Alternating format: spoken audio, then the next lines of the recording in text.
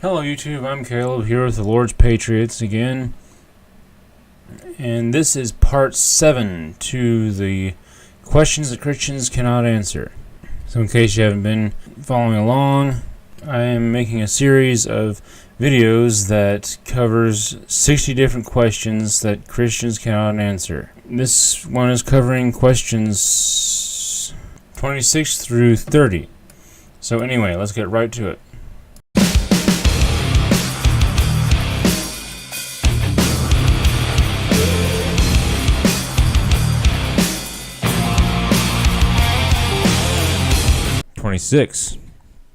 Why does God seem more likely to answer the prayers of a talented athlete than a starving child in Africa? I don't really even understand the premise behind this question. Just kind of weird in my opinion, but God does not have favorites, and that's what the Bible says. He is not more likely to answer an athlete's prayer instead of a poor starving child's prayer in Africa. In fact, it's probably easier for a kid in Africa to be healed or something like that. I know I'm always talking about that, but that's just a good example. It's probably easier for a kid in Africa to be healed because he has no backup plan. An athlete, he has probably several doctors that look after him or that he could go to. But a child in Africa, they don't have anything to go to, so they either rely on God or they're dead. So to answer the question, God does not answer one person's prayers over another. Number 27. Why does God seem to hate Africa? God does not hate Africa. These people would tell you that God hates Africa because they're worse off than we are. And in fact, it's not. The reason they're worse off is because they don't know God. They know their idols. They know Hinduism, Buddhism, who knows what else ism. It's just a bunch of... They know a lot of stuff besides Christianity. Now, Christianity is spreading there, and quickly, because of this. Now, why does God hate Africa? He does not hate Africa. He loves everybody the same as everyone else. Number 28.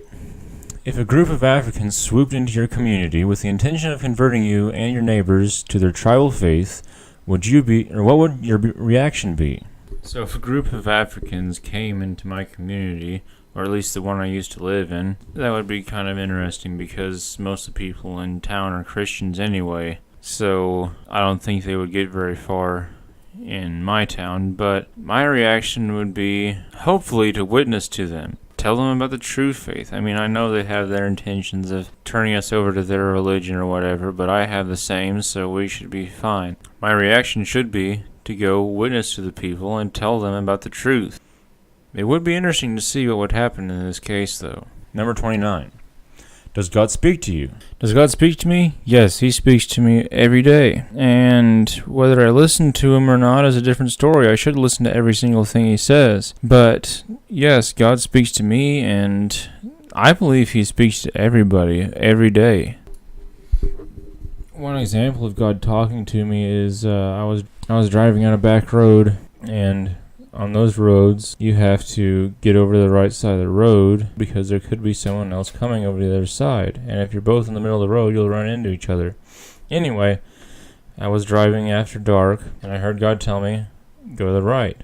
So I got to the right real quick as I was going uphill, and when I got to the top of the hill, there was someone meeting me. And if I had been in the middle of the road, then I would have wrecked. So that's one example of how God talks to me. Number 30. If God spoke to you and told you to kill someone, would you do it? God wouldn't just tell you to kill this random person on the street, but I doubt that God ever tells anyone to kill someone else. But I don't really think that God actually would tell someone to kill somebody else, so I don't think I would ever be challenged with that conundrum. So I hope you liked those answers that I gave, and if you didn't, give me your opinion in the bottom. If you did enjoy, then also give me your opinion. So please like and subscribe, and stay tuned to more videos like this and other topics from the Lord's Patriots.